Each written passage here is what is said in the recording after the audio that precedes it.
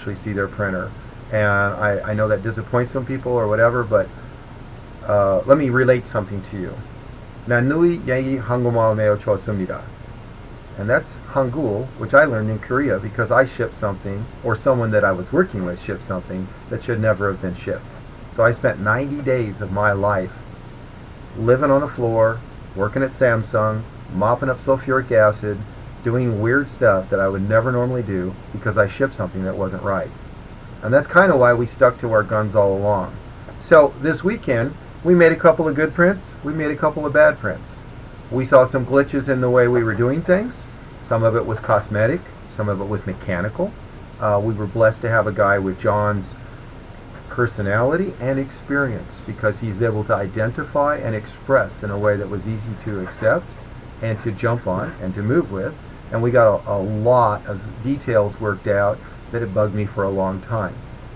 That said, there has been a glitch that popped up in the firmware/software over the last couple of weeks while we've been trying to do the more robust, larger prints and prints that require just lots and lots of communication, as well as we've been turning on things like trying to do the retract and reprime and getting errors. The errors are valid errors. They're saying, hey, that number's out of spec. I can't do what you're asking. But those errors happen to be coming across as messages. And we found that during a large print, the error messages were actually swallowing the acknowledge, the OK that Repetier is waiting for, and causing the system to freeze. Now, I jumped on that with both feet, and last week worked in the wee hours each morning and the quiet time that I could find, and have changed the way the handshake works, and it works quite robustly now. The only thing left to do is to go back to the bootloader that Greg was nice enough to provide for us, Yes. and to change it so that the handshake, instead of saying OK, now works with the same single special character acknowledge signal, a 0-6 binary, that will never be found in any of the ASCII messages. And the reason for this is there's no way that an error message can now block out or obscure an acknowledge signal. So the way it works is a line of code goes to the printer, and then the printer acknowledges that it has received the line and it's cool and it's ready for the next line. This is a handshake, very primitive, very low level. Nothing as sophisticated as TCP/IP, socket connections, things like that, but functional and has been used for 40 years in the industry as a form for communicating between a host and a slave. In our case, we know for a fact that Repetier has run into this occasion before many times because it actually has a resend, try to send again something. But it's still an unpredictable result, and periodically we would have the head just freeze because it wasn't getting any more commands because it wasn't acknowledging that it was ready for more commands. Not a fault of Repetier's, but a fault in the architecture on how the communication packets go back and forth. So I believe that's been cleaned up. I ran 10 million lines of test code through it over a 3-day period. Flawless performance, not one hiccup. So that looks good. I said all that to tell you guys that John came down and he expected to leave with his printer. He did not leave with his printer. Another disappointment. But not. We looked at it. I told him that if it were me, I would not ship it. That if it was a space shuttle, he'd be the only guy getting in it. Because it's not perfect. Now, you guys are going to hear that a few more times from me. Hopefully this is the last time anyone hears it from me. The only other thing you say to me is, it's perfectly fits in the box. But we had these little things that were glitching out yesterday when we were printing. I said to him, that doesn't happen on the other printers. I don't feel comfortable sending you off 600-700 miles away with a printer that doesn't print like the other printers we've got printing. So that's just what we're doing. We're printing with you online, and we're printing here. And if it doesn't print reliably, I'm not going to send it. I apologize if that's a problem, but it just doesn't make sense to send a bag full of problems. I don't want to do that. So anyway, enough said on that. Just giving you guys the background, the straight up, the total skinny, and the way it went down. We still got a lot done, and I feel like, well, John told us he didn't feel like it was a waste of time, felt like it was a great weekend, very productive. And you guys, he'll be online. If not tonight, he'll be online next week. feel free to query him, get his own straight up on this thing. Yeah. His handle on Just.TV is Pro E Guy. That's right. So yeah. Anyway, if any of you guys got any questions for us tonight, we're all over it. Otherwise, we just wanted to introduce you to what a finished System 30 looks like. And we printed on this system all weekend with some pretty impressive results and some pretty not impressive results. So I didn't put the new firmware on this system yet. I'm going to do that tomorrow. I wanted to tie together the bootloader so that everybody can have the bootloader with the right handshake signals. So then from that point forward, everybody who gets a printer, which means we got recover the few that are in the field. So Tim will be sending you an update on the firmware. And of course, I think Greg can handle changing the OK to an ACK, but I'll send you a code drop as well. And also Daniel DeMonico. Yeah, DeMonico, yeah. Who I hope pays for his printer someday. We will come after you.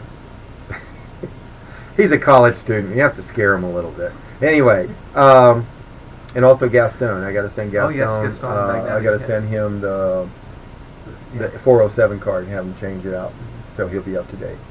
Anyway, so let's see. I guess everyone is either asleep or speechless, and hopefully it's not asleep. And ich bin sprachlos. So to go back to and Kevin, I hate myself if I'm messing up your name. I know you're not on tonight. Kevin Schumacher. He was wondering about shipping dates and shipping times, for estimated shipping dates and shipping times for the systems and the engines. So. I have already shipped a couple of engines, and this was supposed to be the first non-beta System 30. To go out the door, yeah. I'm Skyping in with Ken tomorrow evening, and Les Music's already done 2 Skypes. Yep. And Les asked if we tried the other night to print a connector, and it actually came out not so bad. And to answer, he just now asked if we tried the connectors, if I tried to print again. I was going to print with a 100 micron slice tonight, but the truth of it is we have been up 18 hours a day working on this for the last 3 days since you and I Skyped the last time. Yep. So maybe Tuesday night, that'll be something you and I can do, is print the printers. Print the connectors, yeah. Yeah, print the connectors. I've just been crossing the T's, dotting the I's, and running all over the place, making sure that everything was coming together. So I apologize, Les, but that'd be good. Let's print it on Tuesday night and take a look at it. He sent us some pretty cool stuff he did with RhinoCAD. They're like little Molex connectors. And at first I didn't think they'd come out so good, but they actually came out pretty darn good. Considering we didn't have the start-stop working. And so the start-stop is coded, and it looks good. And I'm going to finish testing it, and that'll be my project tomorrow morning. And that means that the next time anybody sees me printing, I will be printing with the full prime, unprime, and we should get rid of all of the little stringy hairs that show up on the builds where you're jumping from place. Okay. Powers USA asks, last week you mentioned you were waiting on some sample materials for removable build plates. Anything come in? No. I don't have the part that I was looking for. So I apologize for that, but that's out of my control. It's a cast aluminum plate. It has no stress in it, and it's blanched ground. And I was just looking to see what we could do with something, see if we can get the mass down in it. Yeah, we have to machine it here, and so it has a heater coil formed into it. And there's not a lot of machining. It's kind of like a George Foreman grill, really. Only it's smooth on top. So that'll make you guys think. And we don't want the non-skid version of it anyway. We want the stick version of it, not the non-stick version of it. Yep. So let's see. We got a lot accomplished this week. Yeah, I mean, we blew right past all of it by just introducing you to the system. Yeah. A lot of details on that part. A lot of good stuff on it. Oh, Les Music says print burgers. There you go. Thank you, Les. Okay, someone's asking, Powers USA, I love you, man. Testing material sensors.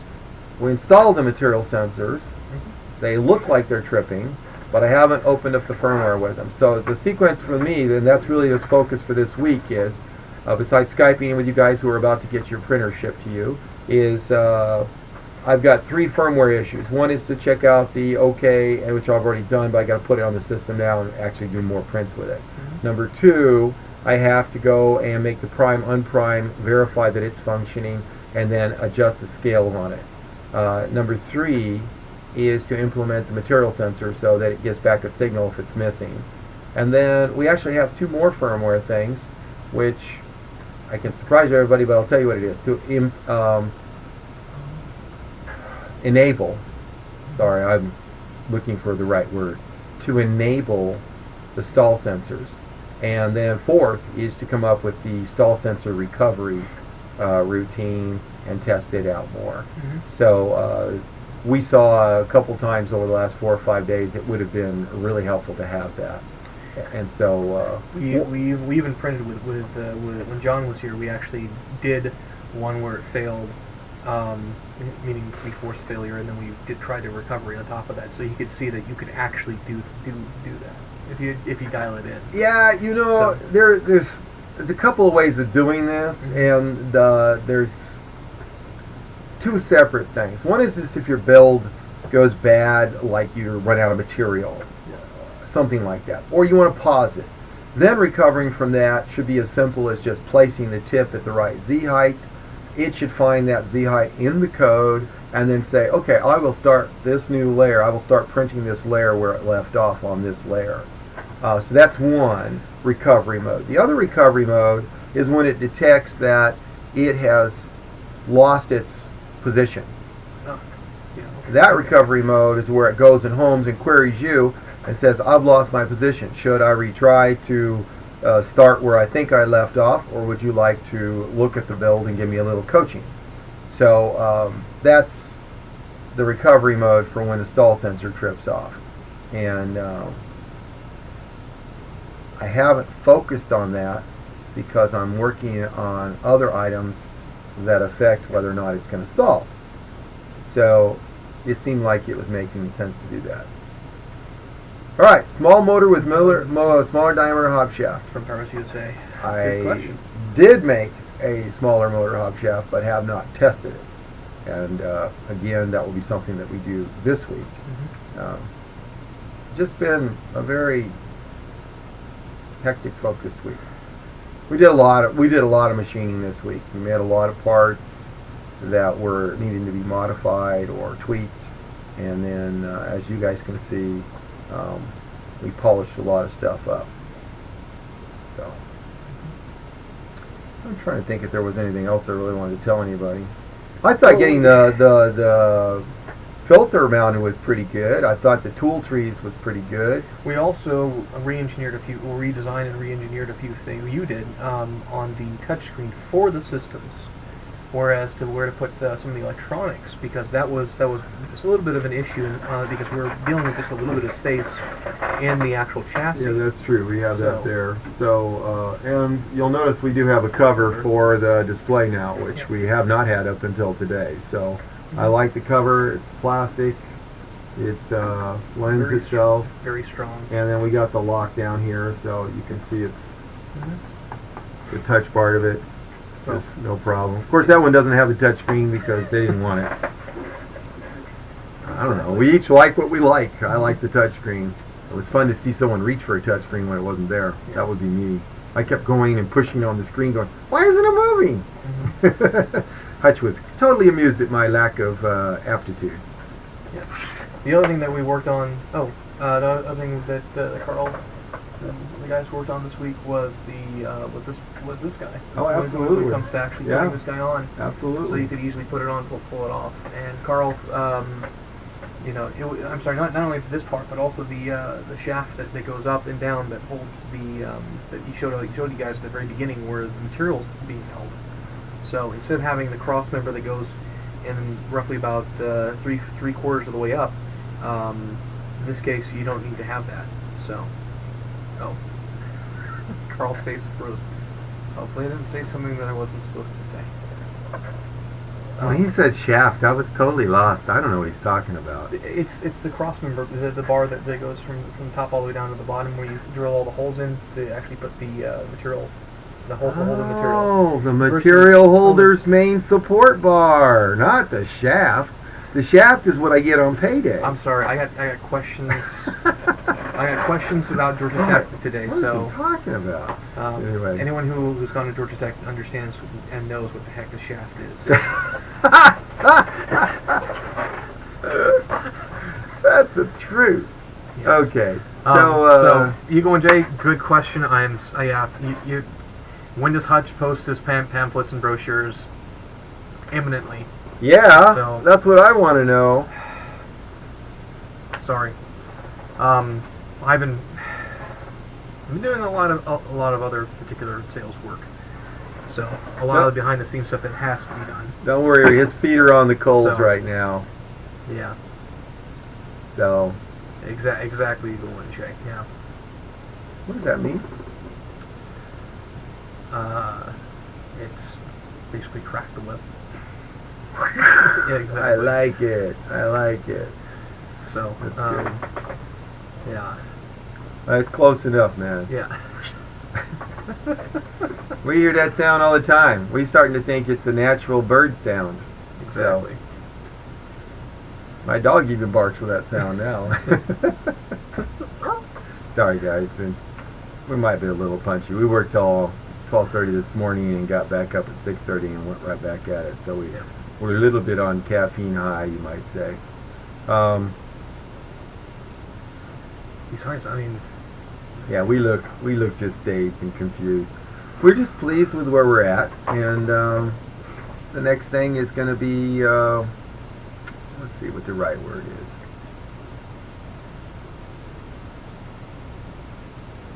Well, do we have the list of people that are in the queue? We had it up there, but you pulled it down. I pulled it down is because the system I was working with did not work. That's the reason why I've been reorganizing it. Is it on the network drive yet? Or on Google Drive? I can pull it over to the network drive in just half a second. So give me a moment. I can pull it over. Tell you what. So Don't. sorry. My fearless partner here has a very good sense of how to do things in a lot of ways. But see, he's young. And I'm going to say he's a crash virgin. Me, I'm old. And I have had systems that just caught fire at times.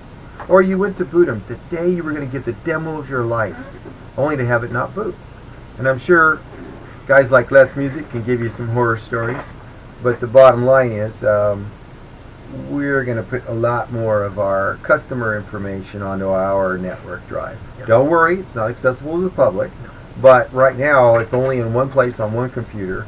And I can't really give you guys all the information that I would like to. But what I would like to offer, and what I would like to implore, we love hearing from you guys. We've heard from 6 or 7 of you this week. And I love to show you guys what we're doing. And I love to show you what your printer, especially if you're one of the guys up next, let's show you your printer. And if you're not one of the guys up next, I'll look in the queue and I'll get you a real answer. So at least you can tell. But if you haven't got a Skype appointment with me, your printer's not in the mail. So remember that. If you haven't Skyped in with me, we're not in a position that we've shipped it. And we actually, because it's working so well, we have a policy that if you don't Skype, we're pushing you back in delivery. And it's simple. If I put 50 of these in the mail with no manual, which he's working on, along with those brochures, and no training, I'm going to get 50 phone calls the moment they arrive there. And so it'll be a disaster for everybody because I can't handle that load. No one could. So we're trying to train you guys, get a rapport going with you because we feel like those first few days that you're working with your printer are days that will make or break, or they will frustrate you or make you feel better. Those that have come and printed realize that it's not difficult once we go through it. But if you don't know what's going on and you don't know the simple sequence that we follow, then you'll be like me. You'll be spending a couple weeks trying to figure out where to put the hairspray. It's a little daunting. We want to make the learning curve as easy as possible, not as steep as possible. So someone asked a nice question: is the camera still on the yoke travel line? Yes, JMC Bowen. That is an Excellent awesome question. You know what? I believe the answer can be. Let's just go see. Let's pull the guy forward a little bit. So, and yes, guys, if you guys want to schedule in a Skype, actually, you guys probably will want to schedule in a Skype meeting with us. Email me at HYREL3D@gmail.com, and we'll get you situated. So, because I got a calendar system now too. So, and let me just go and put it up here. I'll just unlock the motors and move it around. So, can they see the screen? Yeah. We got Oh, some yeah. glare going on there. I don't know if it's from the lights or what. Actually, let me turn off the overhead the light. funny thing is that guy. Hold on. There. Well, no. Turn on your Turn on the light light. there. Okay. All right. Let's see if it right balances a little Maybe you bit. can get a little closer to it. Yeah.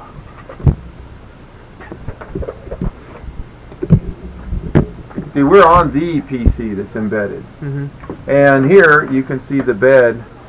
Put your hand. If you can you put your hand? Whoa! You want me to do something Or like that? Heck no! Let's go exploring. So yeah.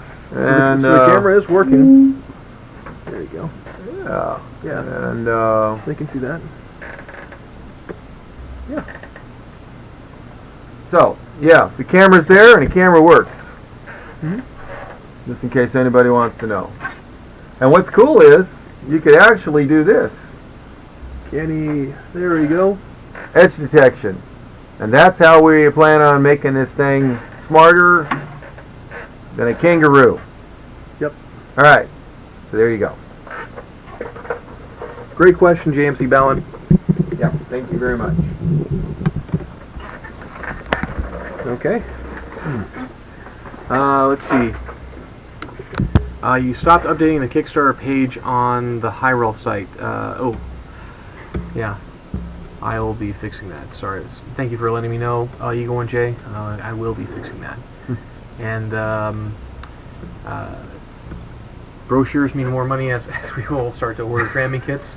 The tramming kits, as Powers USA says, yes, for all the systems, you will be getting a tramming kit. So you guys don't have to worry about that. No, it comes. It's standard. Yeah. We just feel like it's too integral. Once it ships, if it's it's not level, you're not going to print. It's 2 to 5 minutes to do it. It's the standard. Everybody who comes gets trained on it. Mm-hmm. It just you only do it the one time. If you don't abuse the build platform too much, maybe every 3 months you go back and check it. If you're a little bit more vigorous when you're removing stuff, maybe you got to do a little bit more often. That will depend on how much you care about your printer's welfare. Anybody uses a hammer to get stuff off the build platform? Not a good idea. In a bad time. Yeah. There's a couple simple techniques. We'll share them with you where we put a little razor blade in. We got this barbecue spatula. You just wiggle it side to side. And you'll just have to go right off. If you don't do that, you go jamming like this and trying to go straight into it, you will not be a happy rabbit. Again, that's one of the reasons why we want to do the Skype training with people. Is we just feel like it's better for everybody. And yes, you guys can remove the build platform as well if you would like to. Yeah. But you're still going to need to use the same technique in order to pull it off. There you go. DeCosted asks, have you guys tried printing smaller parts on the system? I'm thinking that because of the enclosure, that previous layers may not solidify before the next layer is put down. We have a fan that goes on the side, and you can turn it on and harden it quite quickly. That is the Quiet Storm. Yeah. Yeah. So there's actually it's completely programmable as to the speed you want to run it at, and you can directionalize the head, or however you want. You know what? I did print. Let's show you guys. You got one? Yeah. Let me go. You got the connector I printed the other day? Yeah. I'll grab that too. So that's a good point. If you have a small part, it takes time to cool off, but that's why we have the blower. And I also see there was another question here. Oh, okay. DB Nickerson, is there still going to be an East Coast delivery schedule? There absolutely going to be an East Coast delivery. 4 engines and 2 or 3 systems will be in that trip. And it might be another week before I'm ready. I'm cracking the whip, as you might say. You know, I'm responsible. I don't want to say people let me down. I don't want to say a screw was in the wrong place. I'm responsible. So I will still Skype in with you before I make the trip. Each and every person I'm going to see, I will Skype in with. I will say hello. We will make an arrangement. I will still take you through your initial training. And the reason for it's simple. If you look at the printer that you're about to get and you say, you know what, it's not that important to me, you hold off another month, put me in the next queue. We've had several people who want to get the last printer, not the first one. So I give you that option. I mean, we're trying to work with people. So if there's some reason you want something that's to wait, whatever reason, we'll work with you on that. But I want also people that I'm about to take and drive 2,000 miles to go visit with, I want them to be up for it. Let's put it that way. That it'll be important enough that they'll have those couple of hours set aside when we get there, and that when I show up, what they're expecting, they will be happy to see the printer. They may not be happy to see me, but they'll be happy to see the printer, hopefully. Okay, someone asked a nice question. They said, what happens when you print on the engine, on the system, because it's enclosed, and does the part cool off enough? This part was actually printed the other night. This is what Les Music and I printed. And there. So he also had printed this on a, or tried to print on Formula One's labs. And it was interesting. I'm learning more about the different printers. And I didn't realize that they need to build on an angle on some of the other printers. We like to build this. We just put it on and built it straight up. And the square holes and everything, come on, gotta get to the center. There we go. The square holes and everything turned out pretty good with no support material. Now, bear in mind, this is without the stopping and starting. So the prime, unprime, I'm expecting to have even cleaner, much cleaner prints. And, well, we'll just see. So. No, we won't just see. I do expect it to even get cleaner than that. So that's what that's going on here.